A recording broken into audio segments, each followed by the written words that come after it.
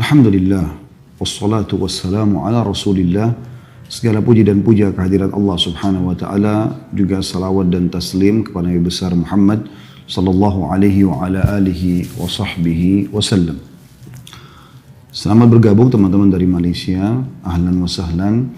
Semoga ini adalah bukan pertemuan pertama dan akan terus terjalin hubungan yang baik di antara sesama muslim dan juga sesama negara. Dan semoga insya Allah agama mulia yang kita anut ini menjadi penyambung hubungan yang baik di antara kita tanpa melihat dari mana asalnya dan bagaimana bentuk, rupa dan juga postur tubuhnya. Yang penting apa yang disampaikan, kalau itu benar, kalau Allah, kalau Rasul, Allah berfirman, Rasulullah SAW bersabda, maka sudah selayaknya setiap muslim di muka bumi ini menerimanya. Dan saya juga berbicara di sini bukan berarti saya lebih tahu daripada Bapak Ibu sekalian, tapi karena kita menjalankan firman Allah Subhanahu wa taala, fadzakir fa inna dzikra tanfa'ul mu'minin. Saling memberikan peringatanlah karena peringatan sangat bermanfaat bagi orang beriman. Juga menjalankan sabda Nabi sallallahu alaihi wasallam, ad-dinun nasiha. Agama ini isinya semuanya nasihat. Kesempatan ini teman-teman sekalian, kita akan membahas tentang obat gundah dan gelisah. Gundah dan gelisah, sumpek, sedih, apapun istilah yang semakna dengan itu, mudah-mudahan ini juga difahami oleh teman-teman di Malaysia, karena ini bahasa yang kami gunakan di Indonesia, adalah sesuatu yang tidak diinginkan oleh semua orang. Kalau ditanya apakah Anda ingin gundah, gelisah, sedih, sumpek, ya, tentu jawabannya tidak. Karena semua orang tahu pada saat dia sedang gundah, gelisah, sedih, kepalanya pening, pusing, hatinya tidak tenang, dia juga tidak produktif secara otomatis. Secara otomatis dia tidak akan bisa produktif untuk melakukan banyak kegiatan-kegiatan. Karena memang seluruh energi dia tersirap dengan permasalahan yang sedang menjadi beban buat dia. Oleh karena itu teman-teman sekalian, setiap muslim harusnya memang menghindari masalah ini. Ya. Dan kalau Anda tanya kepada saya bagaimana cara menghindarinya, maka saya akan sebutkan dulu sebabnya. Sebab dalam Islam datangnya gundah, ya, sedih, gelisah itu justru dari dua hal. Dangkalnya pemahaman agama terhadap agama dan juga dosa yang dilakukan. Kalau Anda faham agama Anda, maka Anda akan kembali kepada hadis Nabi sallallahu alaihi wasallam riwayat Bukhari Muslim, bahwasanya sungguh mengagumkan perkara seorang mukmin, kata Nabi SAW, dan itu tidak dimiliki kecuali oleh orang mukmin saja. Kalau dia diberikan, dan semua perkaranya baik, semua urusannya baik. Kalau dia diberikan nikmat, dia sedang senang, maka dia selalu bersyukur. Kalau dia diberikan cobaan, maka dia akan bersabar. Kalau Anda punya ilmunya, Anda akan tahu. Ternyata pada saat selama ini saya senang, maka kuncinya supaya bertahan dan bertambah syukur. Pada saat cobaan sedang datang, maka saya bersabar, yaitu menerima keputusan Allah, kemudian ikhtiar mencari jalan keluar, maka kita akan mudah untuk melaluinya. Tentu dengan punya ilmu. Kalau orang belum faham ilmu ini, tentu mereka akan melaluinya dengan, kalau nikmat ada mereka tidak bersyukur, cobaan datang mereka tidak bersabar. Sehingga selalu dalam dua keadaan mereka berkeluh kesah. Dan ini akan memunculkan, menjadi penyebab munculnya kegelisahan.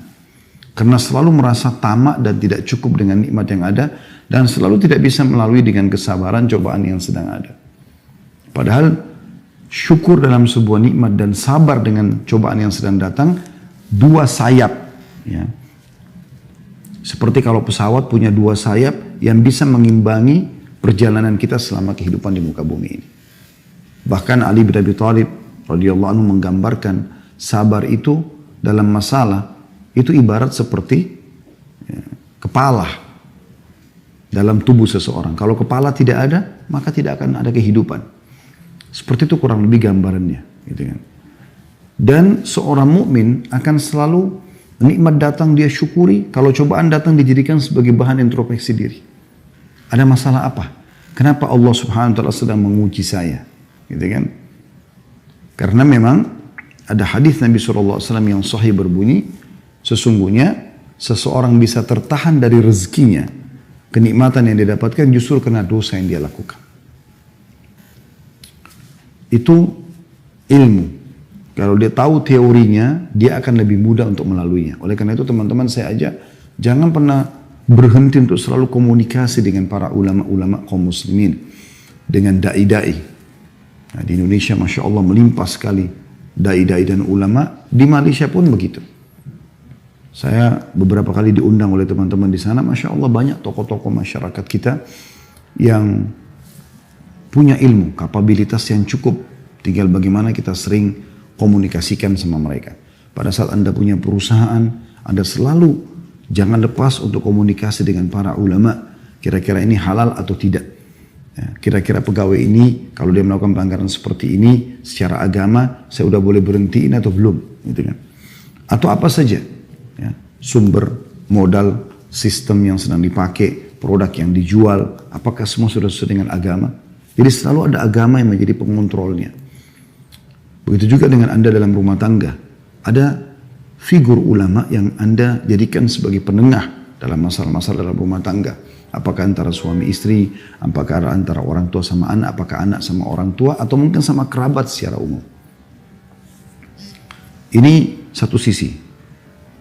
Penyebab gundah gelisah ini adalah karena kurangnya ilmu. Sehingga selalu kalau nikmat ada tidak bersyukur, kalau ada cobaan tidak bersabar. Seperti itulah. Ya. Padahal kalau dia punya ilmunya, dia akan bisa melalui semua itu. Yang kedua, yang menjadi penyebab adalah dosa. Dan ini yang banyak sekali di antara kaum muslimin tidak memahaminya. Sebenarnya, suntuk, sumpek, sedih, itu karena dosa. Tidak ada alasan yang lain. Ya. Seperti ibaratnya Anda kerja di satu perusahaan, kalau Anda menjadi seorang pegawai yang prestasi, datang on time, kerjakan pekerjaan yang diminta, ya. Kita selalu mengikuti peraturan yang ada. Maka saya yakin Anda akan senang saja, happy aja di perusahaan itu. Begitu juga dengan atasan Anda pun akan mendapatkan semua bonus, gaji yang dijanjikan. Berbeda sekali dengan pegawai yang ugal-ugalan. Dalam bahasa Indonesia ugal-ugalan. Orang yang teledor, lalai. Dia datang kapan dia mau, pekerjaan tidak selesai, sering melanggar peraturan-peraturan. Maka kita akan temukan orang seperti ini akan ada tekanan-tekanan dari perusahaan. Ancaman-ancaman, mengurangi fasilitas dia. Sehingga membuat dia jadi gelisah. Dia sendiri melahirkan kegelisahan itu. Kegundahan itu muncul karena perbuatan dia. Jadi, karena pelanggaran. Kalau tidak ada pelanggaran, tidak akan terjadi hal itu. Oleh karena itu teman-teman jangan pernah dianggap remeh sedikit pun tentang masalah pelanggaran. Kita kembali kepada histori awal ayah kita Adam alaihissalam. Nabi Adam alaihissalam diciptakan oleh Allah Subhanahu wa taala lalu diletakkan di surga. Kita sudah tahu semuanya. Taruh di surga bersama istrinya Hawa alaihi wassalatu wassalam. Allah Subhanahu wa taala menyuruh Nabi Adam dan Hawa boleh menikmati apa saja di surga. Semuanya, istanahnya, buah-buahannya, airnya, semuanya. Allah menguji Nabi Adam AS dengan mengatakan, hanya jangan sentuh satu pohon ini. Ini saja. Karena ini saya melarangnya, kata Allah. Udah selesai. Iblis datang, mengganggu Adam AS. Lalu membisikkan bisikannya yang menggoda, mengatakan, wahai Adam, sesungguhnya engkau tidak dilarang memakan buah ini, kecuali karena kalau kau makan, kau akan jadi kekal. Kau tidak akan melalui proses kematian. Maka Nabi Adam pun tergoda lalu kemudian memakan buah tersebut. Lalu karena kemaksiatan kepada Allah ini, Allah hukum Adam alaihissalam. Coba teman-teman, kita renungi dulu firman Allah Subhanahu wa taala. Saya berharap teman-teman buka di aplikasi handphonenya Al-Quran, surah Toha, surah nomor 20, ayatnya 121 sampai 127. Saya ulangi, surah Toha, surah nomor 20, ayat 121 sampai 127. Saya akan bacakan. A'udzu billahi minasyaitonir rajim. Wa 'asa Adamu rabbahu fagawa. Thumma ijtabahu rabbuhu fataba 'alaihi wa hada. Qala ihbita minha jami'an ba'dukum li ba'din aduwwun فإما يأتينكم مني هدى فمن اتبع هدايا فلا يضل ولا يشقى ومن أعرض عن ذكري فإن له معيشة ضنكا ونحشره يوم القيامة أعمى قال رب لما حشرتني أعمى وقد كنت بصيرا قال كذلك أتتك آياتنا فنسيتها وكذلك اليوم تنسى وكذلك نجزي من أسرف ولم يؤمن بآيات ربه ولعذاب الآخرة أشد وأبقى. Terjemahannya, dan Adam pun mendurhakai Rabbnya. Ini awal kemaksiatan terjadi. Maka ia pun sesat. Allah sudah larang. Allah subhanahu wa ta'ala sebagai pencipta, saudaraku seiman, memberikan kepada anda banyak sekali nikmat. Dan opsinya, pilihannya banyak sekali. Kayak misalnya makanan. Boleh makan sapi, kambing, ayam, kelinci, semua hewan yang ada di lautan. Halal. Dan Allah haramkan sebagian. Babi, anjing atau yang bertaring. Jadi, yang halal lebih banyak. Begitulah kasus Nabi Adam AS. Di surga banyak sekali pilihannya. Yang dilarang cuma satu.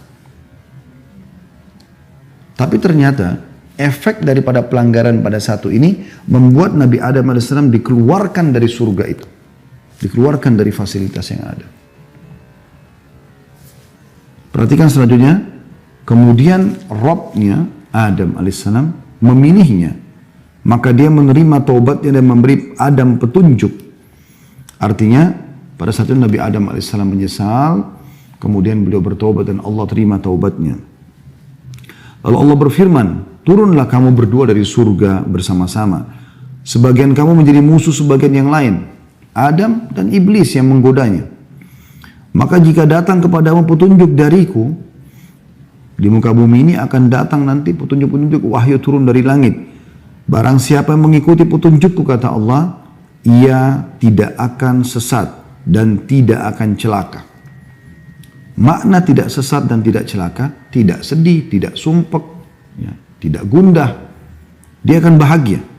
Dan barang siapa yang berpaling dari peringatanku, tidak mau menikmati apa yang Allah halalkan dan sibuk dengan apa yang Allah haramkan. Padahal yang haram itu sedikit sekali ya. Tadi contoh makanan sudah saya berikan gambaran. Begitu juga dengan contoh minuman. Allah misalnya haramkan khamr, nggak boleh minum khamr yang memabukkan, tidak boleh narkotika. Allah ganti dengan susu, madu, sirup, banyak yang lain. Minuman halal. Allah haramkan zina. Kita butuh syahwat, ada syahwat untuk melampiaskan sama lawan jenis. Tapi Allah buka pintu nikah. Dan ada solusi, bukan tidak ada solusi dalam Islam. Makanya Allah bilang, siapa yang berpaling dari peringatanku, tetap memilih sesuatu yang bermaksiat kepadaku, maka sungguhnya baginya penghidupan yang sempit. Sempit ini tadi, gundah, sedih, sumpek. Siapa yang bermaksiat kepada Allah, ini diancamkan seperti ini. Dan kami akan mengumpulkannya pada hari kiamat dalam keadaan buta. Dibangkitkan nanti di mahsyar hari kiamat, buta. Lalu dia akan berkata, ya Robku, wahai penciptaku, mengapa engkau menghimpun aku dalam keadaan buta? Padahal aku dahulu, maksudnya di dunia, dalam keadaan bisa melihat. Allah berfirman, demikianlah. Telah datang kepadamu ayat-ayat kami. Maka kamu melupakannya. Dan begitu pula pada hari ini pun kamu dilupakan. Ya, hari kiamat tidak akan dilihat oleh Allah SWT. Dan demikianlah kami membalas orang-orang yang melampaui batas dan tidak percaya terhadap ayat-ayat Rabbnya. Maksudnya sudah dilarang, kenapa masih dilanggar? Sudah diperintahkan, kenapa enggak dikerjakan? Dianggap oleh Allah melampaui batas dan tidak percaya dengan ayat-ayat Allah. Dan sungguhnya adab di akhirat itu lebih berat dan lebih kekal lagi. Kita bisa lihat di sini teman-teman sekalian, dalam ayat-ayat ini sangat jelas bagaimana Allah Subhanahu wa taala memastikan di ayat 123-nya, "Faman ittaba'a hudaya fala yadhillu wa la yashqa." Barang siapa yang mengikuti petunjukku maka ia tidak akan sesat dan tidak akan celaka. Artinya dia akan bahagia. Di 124-nya Allah mengatakan, "Wa man a'rada an dzikri fa inna lahu ma'isyatan danka." Ya, dongka. Dan siapa yang berpaling dari peringatanku, nggak mau mengerjakan apa yang aku perintahkan, menikmati yang halal, dan mau bermaksiat kepada aku buat yang haram, maka sesungguhnya baginya kehidupan yang sempit. Coba dengar teman-teman di potongan ayat ini. Bagaimana Ibnu Katsir rahimahullah, ahli tafsir yang masyhur, punya tafsir Quranul Azim, di jilid 3 halaman 164 menjelaskan. Dia mengatakan, di dunia dia tidak akan mendapatkan ketenangan dan ketentraman bagi orang yang bermaksiat kepada Allah. Hidupnya akan sumpek, suntuk, sedih, gelisah.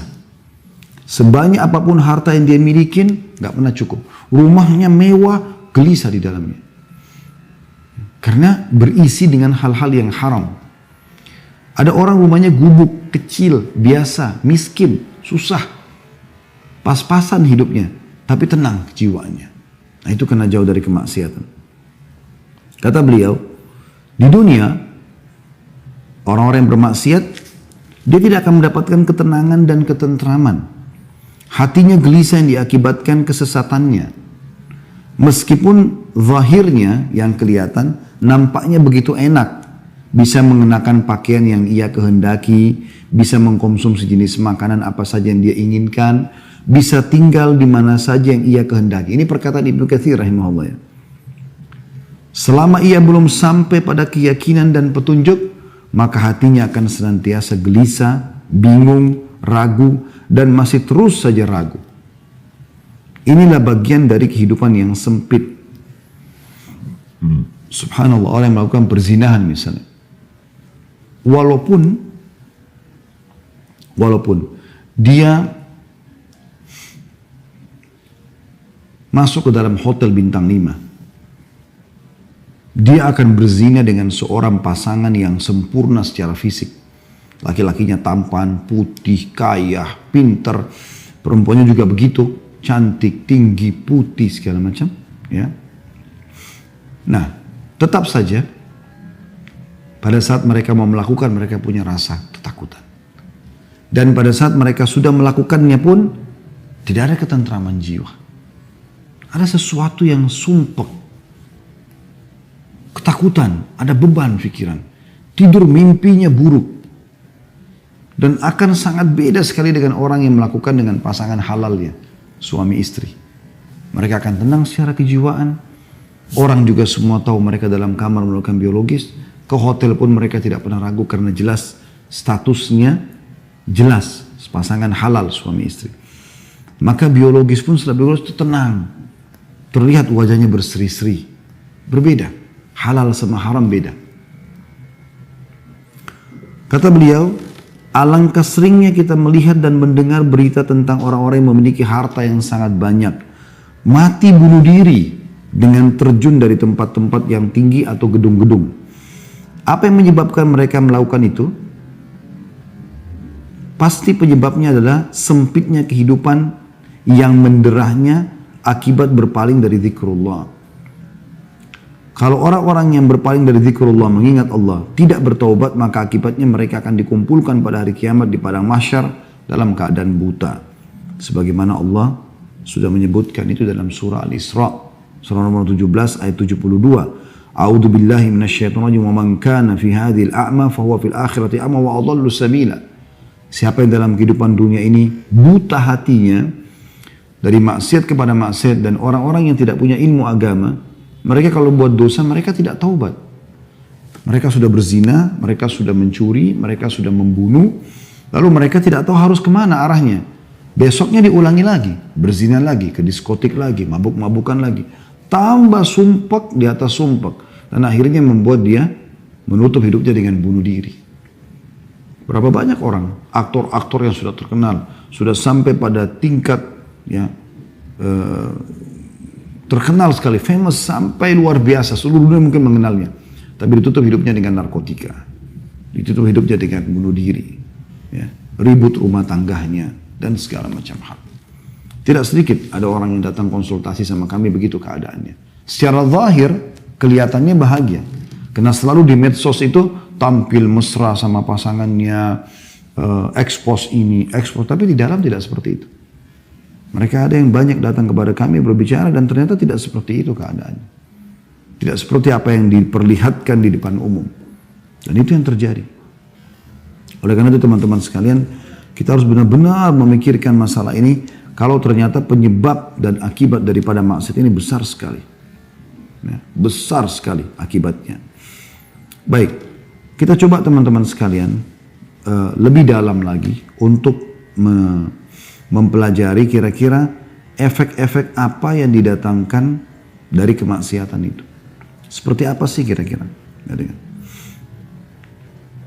Yang pertama sekali yang bisa datang, ya, yaitu dia akan mendatangkan kemurkaan Allah Subhanahu wa Ta'ala. Dan murka Allah ini berbahaya sekali. Karena kalau sudah Allah pencipta langit dan bumi ini murka, pemilik jasad Anda murka dengan Anda, ini bahaya sekali. Segala macam ancaman bisa datang kepada Anda. Tadi biar kita pakai baju bagus, biar rumah kita bagus, di apartemen mewah, punya mobil mewah, pekerjaan banyak, titel dan jabatan menumpuk, tetap sumpah, tetap sedih. Karena sebenarnya dia sedang melakukan sesuatu yang merusak hubungan dia dengan Sang Pencipta langit dan bumi. Karena kita kalau sedang punya nikmat teman-teman sekalian, lagi makan enak, lagi berpakaian, lagi segala macam enak, yang ciptakan kita Allah, yang ciptakan nikmat itu Allah, yang bisa mempertahankannya hanya Allah. Kalau kita sedang sedih dan punya masalah, maka yang ciptakan kita Allah, yang ciptakan masalah itu Allah, yang bisa menghilangkannya juga hanya Allah. Itu yang sering Anda dengar mungkin, Qul inna salati wa nusuki wa mahyaya wa mamati lillahi rabbil alamin. Katakan hai Muhammad dan ajarkan kepada umatmu. Salatku, ya, Qul inna salati wa nusuki, sembelihanku, ya, ibadahku, wa mahyaya, kehidupanku, wa mamati, dan hidup matiku lillahi rabbil alamin, itu Tuhan alam semesta. Itu konsep dasarnya seorang muslim. Anda kalau punya masalah teman-teman sama siapapun, yang paling pertama Anda jadikan bahan muhasabah adalah bagaimana Anda bermuhasabah, introspeksi diri, hubungan Anda dengan Allah Subhanahu wa Ta'ala. Nggak usah repot teman-teman, sibuk mengkanter, ini orang fitnah saya, ini orang gibah saya, nggak ada gunanya. Usaha saya bangkrut karena sebab ini, sebab itu hanya sebab-sebab agar ada cerita di tengah manusia. Sebenarnya inti permasalahan yang Anda belum paham. Anda sedang membuka pintu kemurkaan Allah yang di langit. Sehingga Allah mendatangkan sebab permasalahan itu muncul semuanya. Perhatikan hadisnya riwayat Imam Ahmad. Kata baginda Nabi SAW, Allah berfirman dalam hadis Qudsi, Aku Allah, tidak ada Tuhan selain aku. Jika aku ditaati, aku ridho. Dan jika aku ridho, maka aku akan memberi berkah. Dan keberkahanku tidak ada akhirnya. Jadi kalau aku sudah ridho kata Allah SWT, aku akan berikan apa saja. Termasuk kebahagiaan, ketentraman, kecukupan, segala macam. Tapi jika manusia maksiat kepadaku, berbuat dosa kepadaku, melanggar, aku murka. Dan jika aku murka, aku akan melaknatnya. Dan laknatku akan sampai pada 7 turunannya. Artinya akan turun kepada orang-orang ini. Bahaya sekali. Ya. Dan ini poin yang harus digarisbawahi teman-teman. Cukup kemurkaan Allah Subhanahu wa Ta'ala ini datang kepada kita, ini bahaya sekali. Maksiat kepada Allah juga ini bisa menghalangi Anda dari ilmu, ide-ide yang bagus, yang brilian gitu. Mungkin dalam sebuah kisah Imam Syafi'i rahimahullah berkata, beliau sering kalau dikasih hafalan oleh gurunya Imam Waqi, hafal lupa, hafal lupa. Maka dia bilang dalam syairnya yang masyhur, syaqautu ila waqi'i su'a hifdhi. Aku keluhkan kepada Imam Waqi tentang buruknya hafalanku. Fa akhbarani bi anna fa arsyadani ila tarki ma'asi. Maka dia memerintahkanku untuk meninggalkan dosa-dosa. Wa akhbarani bi anna ilma nurun, dan dia menyampaikan kepadaku bahwasanya ilmu itu adalah cahaya. Ya. Wa nurullahi la yu'ta li'asi. dan cahaya Allah tidak akan diberikan kepada orang yang bermaksiat.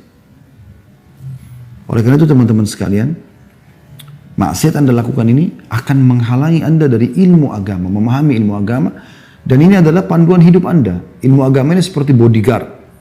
Karena Anda mau makan, mau minum, mau bergaul, mau bekerja, ilmu agama akan datang seperti bodyguard. Ini boleh, ini nggak boleh. Ini nggak bisa Anda fahamin karena buat maksiat. Hilang panduan hidup itu. Begitu juga Anda tidak punya ide-ide lagi untuk bisa mengembangkan usaha apa. Susah. Karena kemaksiatan yang sedang terjadi. Sebaliknya orang-orang yang taat, orang yang beriman itu akan lebih mudah bagi dia. Yang ketiga, akan terhalangi dari rezeki yang Allah berikan. Disebutkan dalam sebuah hadis riwayat Ahmad, kata baginda Nabi SAW, sesungguhnya seseorang akan diharamkan dari rezekinya sebab perbuatan dosa yang ia lakukan. Jadi ada rezeki-rezeki yang harusnya sampai kepada Anda, tapi kan Anda bermaksiat maka tidak dapat. Ya. Ini satu kerugian yang luar biasa. Kemudian yang keempat teman-teman sekalian, tadi itu yang ketiga ya. Pelaku-pelaku maksiat ini akan dijauhi oleh manusia.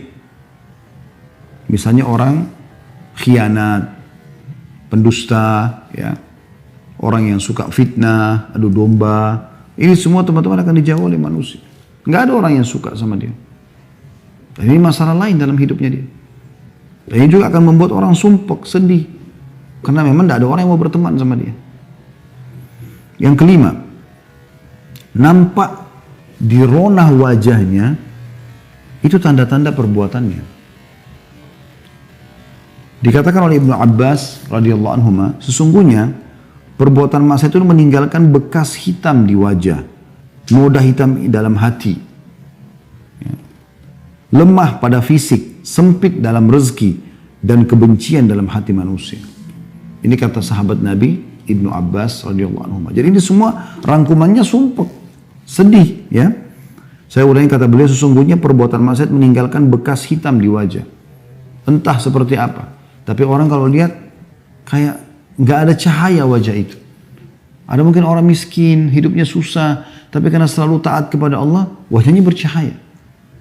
Kalau Allah bisa memberikan kepada kita digabungkan, alhamdulillah, kita sudah kaya, mampu, pintar, maka Allah berikan gabungan antara pencahayaan di wajah dan juga rezeki yang melimpah. Noda hitam dalam hati, hatinya kelam, sumpek. Karena kalau hati terang, dia akan senang, bahagia. Kemudian lemah pada fisik, mudah sakit, kena penyakit-penyakit kronis. Kita temukan Masya Allah orang-orang yang saleh dan salihah jauh dari semua ini. Bahkan kita temukan hidupnya husnul khatimah. Meninggal masih dalam keadaan sehat, umur 70 tahun, 80 tahun. Dalam keadaan sujud, baca Quran, lagi sholat Jumat, meninggal dunia.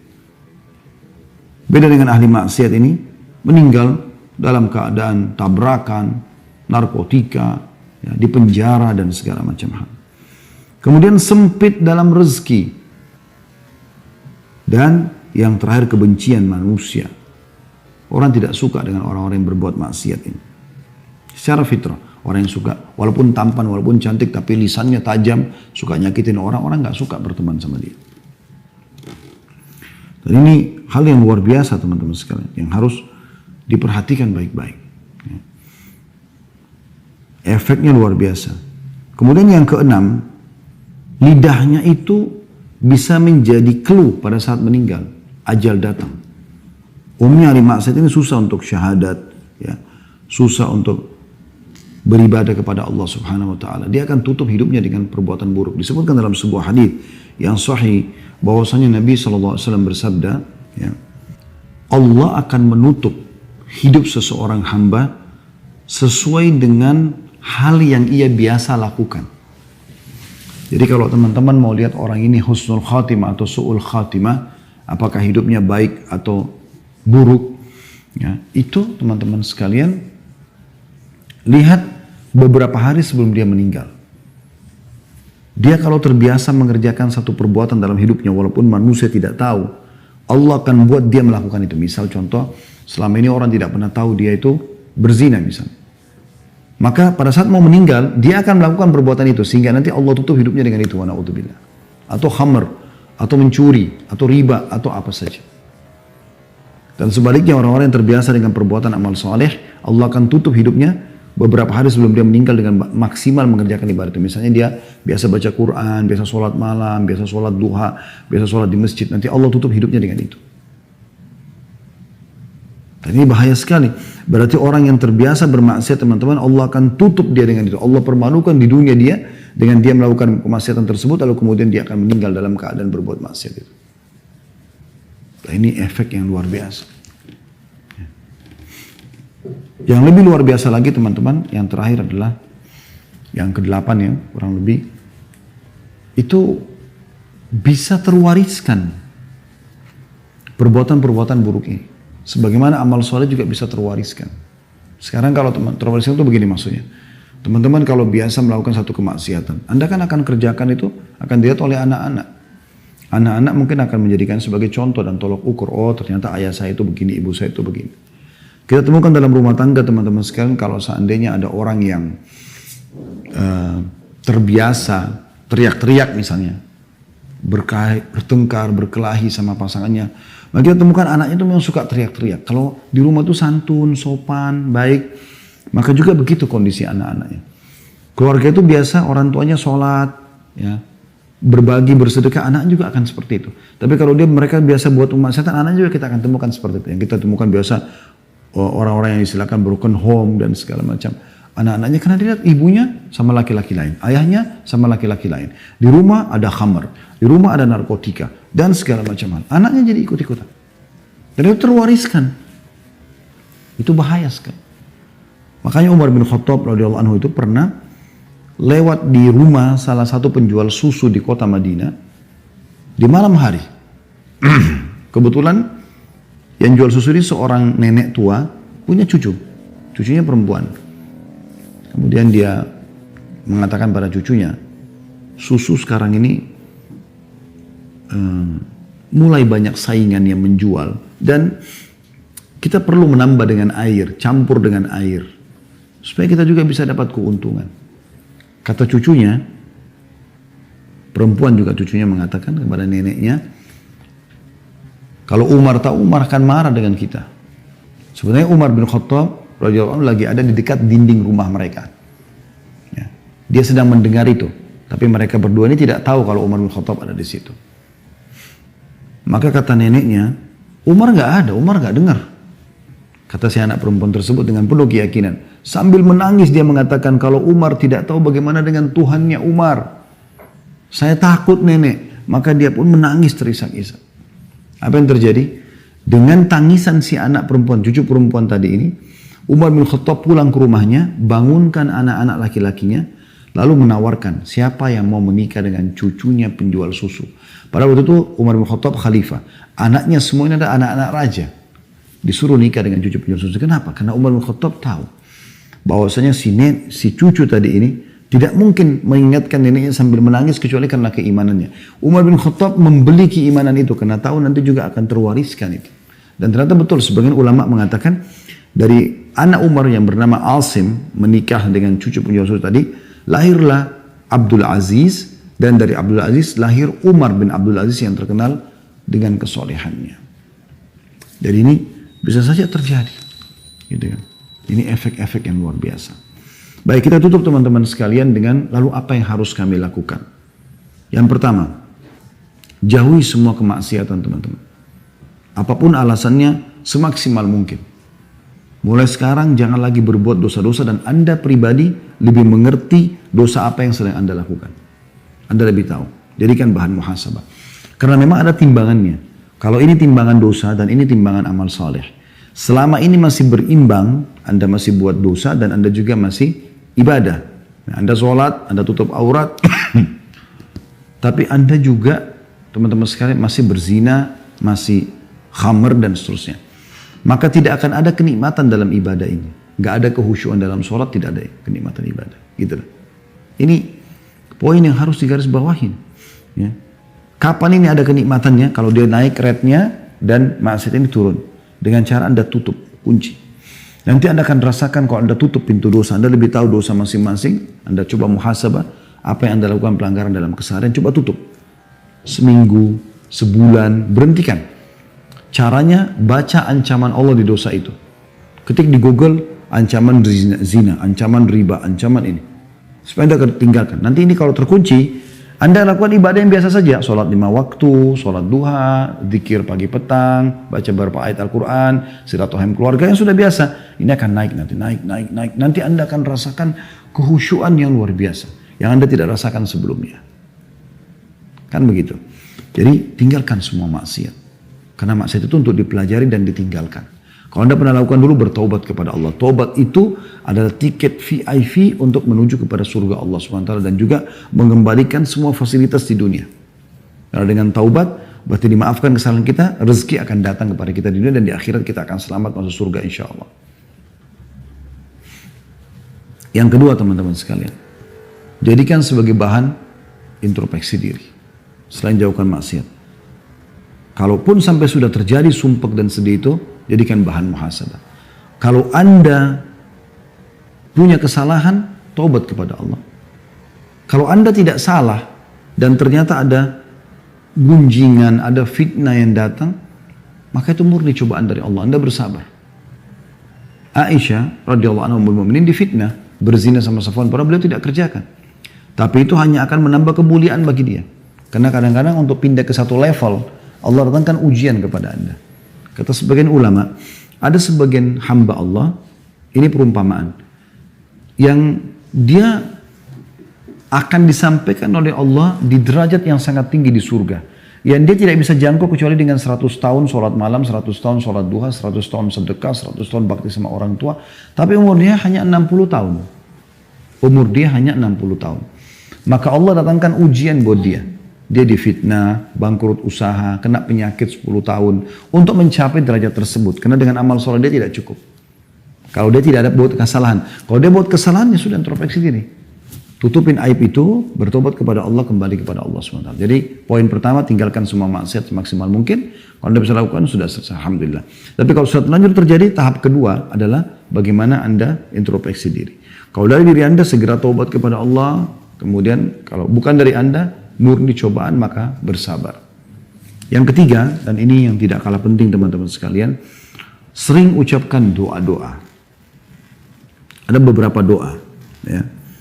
Yang pertama sekali adalah, saya ingin sebutkan hadis Nabi SAW. Dan ini disebutkan kalau Rasulullah SAW sedang merasa ada penderitaan, ada kesusahan, maka beliau membaca ini. Dalam hadis dikatakan, dari Ibnu Abbas radhiyallahu anhuma, bahwasanya Nabi SAW berdoa ketika kesusahan, misalnya pasukan perang, beliau berharap bisa menang, gitu kan. Ada masalah-masalah peceklik yang sedang datang, musim panas, maka Nabi SAW baca La ilaha illallahul azimul halim. Ya, kalau sempat tulis Alhamdulillah, kalau enggak maka mungkin bisa didengarkan, semoga bisa dihafal. La ilaha illallahul azimul halim. Artinya tidak ada Tuhan yang berhak disembah kecuali Engkau ya Allah. Al-azim yang maha agung, al-halim ini adalah yang maha bijaksana, lembut. La ilaha illallah rabbul arshil azim. Ini potongan keduanya. Tidak ada Tuhan yang berhak disembah kecuali Allah, pemilik singgasana yang agung. Potongan ketiga, la ilaha illallah rabbus samawati wa rabbul ardi wa rabbul arshil karim. La ilaha illallah, tidak ada Tuhan yang berhak disembah kecuali Allah, rabbus samawati wal ard, Tuhan pemilik langit dan pemilik bumi, wa rabbul arshil karim, pemilik singgasana yang agung. Jadi saya ulangi, la ilaha illallahul halimul, la ilaha illallahul azimul halim, azim agung, halim itu sabar, penyayang, dan seterusnya bisa bermakna itu. Kemudian la ilaha illallah rabbul arshil azim, tidak ada Tuhan yang berhak disembah kecuali Allah, pemilik singgasana yang agung. La ilaha illallah, tidak ada Tuhan yang berhak disembah kecuali Allah, rabbus samawati wa rabbul ard, Tuhannya langit dan Tuhannya bumi, wa rabbul arshil karim, dan pemilik singgasana yang mulia. Ini diriwayatkan oleh Bukhari Muslim. Jadi Nabi SAW sering ucapkan itu kalau beliau merasa ada sesuatu yang mengganjal. Kemudian dalam hadis yang lain disebutkan dari Abu Bakar radhiyallahu anhu, beliau mengatakan bahwasanya Rasulullah SAW mengajarkan tentang doa resah, doa sedih, gundah, yaitu membaca Allahumma rahmataka arju fala takilni ila nafsi tarfata ain aslih li sya'ni kullahu la ilaha illa ant. Artinya Allahumma rahmataka arju, ya Allah rahmatmu lah yang aku harapkan. Fala takilni ila nafsi tarfata ain, maka jangan pernah engkau sandarkan keputusanku pada diriku sekejap mata. Jadi biarkan engkau yang memutuskan semua ya Allah. Aslih li sya'ni kullah, perbaikan semua urusanku. La ilaha illa ant, tiada Tuhan yang berhak disembah kecuali engkau. Hadis ini sahih, diriwayatkan oleh Abu Daud dan dihasankan oleh Syekh Albani. Juga dalam riwayat yang lain, riwayat yang dihasankan oleh Albani, diriwayatkan oleh Tirmidzi, yaitu dari Anas bin Malik radhiyallahu anhu bahwasanya Nabi SAW jika disusahkan sebuah perkara, beliau membaca ya hayyu ya qayyum birahmatika astaghits. Wahai zat yang maha hidup dan terus menerus mengurus makhluknya, ya hayyu ya qayyum birahmatika astaghits, dengan rahmatmu lah aku memohon pertolongan. Kemudian dalam hadis yang lain, ini beberapa jenis doanya ya, ini kurang lebih doa yang keempat dalam hadis riwayat Abu Daud dan dihasankan oleh Syekh Albani dari Asma binti Umais radhiyallahu anha, beliau berkata bahwasanya Rasulullah SAW bersabda kepada dia, maukah aku ajarkan kepadamu beberapa bacaan yang kalau kau baca ketika kamu susah? Maka dia mengatakan iya. Maka kata Nabi SAW, bacalah Allahu Rabbi la usyriku bihi syai'a. Allahu Rabbi, Allah adalah Tuhanku, dua kali Allah yang disebutkan. La usyriku bihi syai'an, aku tidak menyekutukan sesuatu dengannya. Dalam sebuah riwayat dikatakan, man asabahu hammun au ghammun au saqamun au shiddah faqal, siapa yang tertimpa resah, gundah, sakit, kesulitan, kesempitan, lalu dia mengucapkan Allahu Rabbi la syarikalah, Allah Tuhanku tidak ada sekutu bersamanya, kecuali pasti Allah akan angkat darinya. Hadis ini riwayat Tabarani dan disahihkan oleh Syekh Albani. Jadi kita baca ringkas kan, Allah Rabbi la syarikalah. Udah, kita ulangi zikir itu. Maka ini akan menjadi penyebab diangkatnya permasalahan kita. Dalam hadis yang lain, juga kata Nabi SAW dari Abdullah bin Mas'ud radhiyallahu anhu, tiada sesuatu kegundahan dan kesedihan, sumpek, gelisah yang menimpa seseorang lalu dia membaca Allahumma inni abduka, ya Allah sungguhnya aku adalah hambamu, wabni abdika, dan anak hambamu laki-laki, wabni amatika, dan anak hambamu perempuan, maksudnya ayahku adalah hambamu, ibuku juga adalah hambamu, nasiyati biyadik, ubun-ubunku, ini bagian tengah kepala, di tanganmu,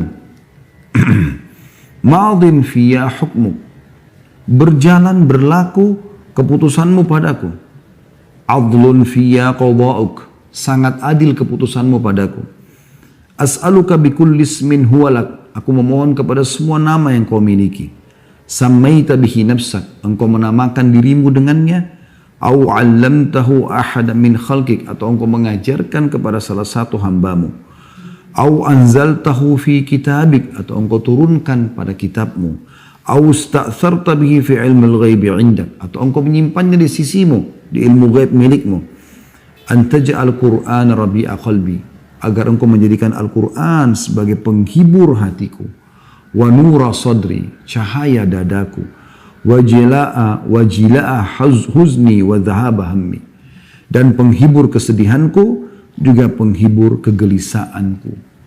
Ya. Kata Nabi SAW, ya, siapa yang membaca ini, maka Allah akan mengganti kesedihannya menjadi kesenangan. Allah akan ganti kesedihannya menjadi kesenangan. Jadi ini wasiat Nabi SAW. Memang sedikit panjang, tapi ini kalau anda hafal insya Allah dan anda amalkan, dijamin ya, oleh Nabi SAW akan mendapatkan jalan keluar. Begitu juga teman-teman sekalian dengan doa Zannun.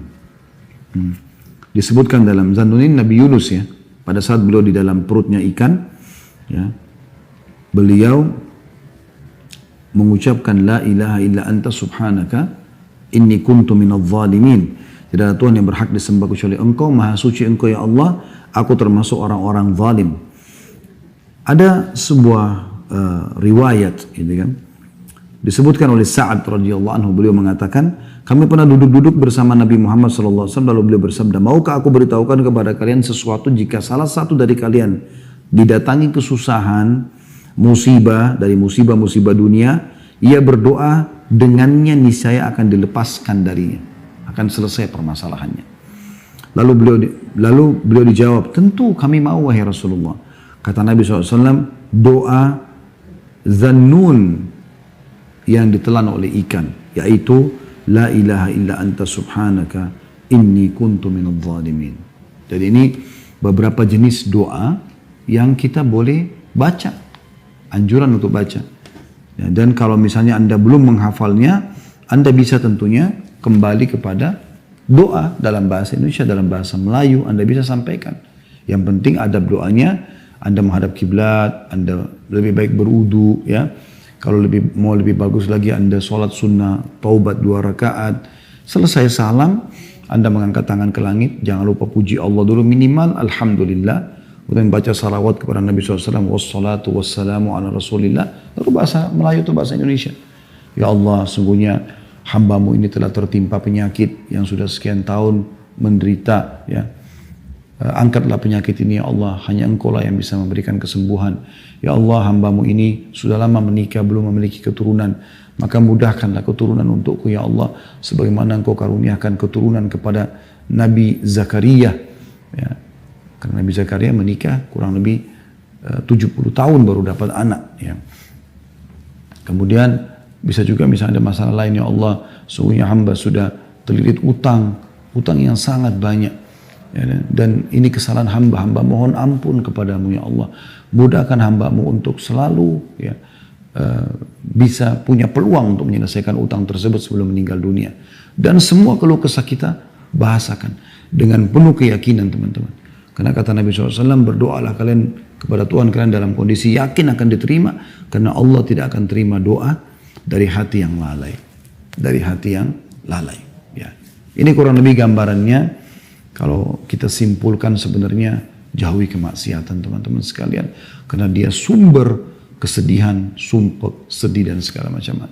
Bahkan salah satu dari para salafus saleh pernah berkata, aku tahu aku punya dosa kepada Tuhan Allah pada saat aku melihat perubahan sikap dari pasangan hidupku.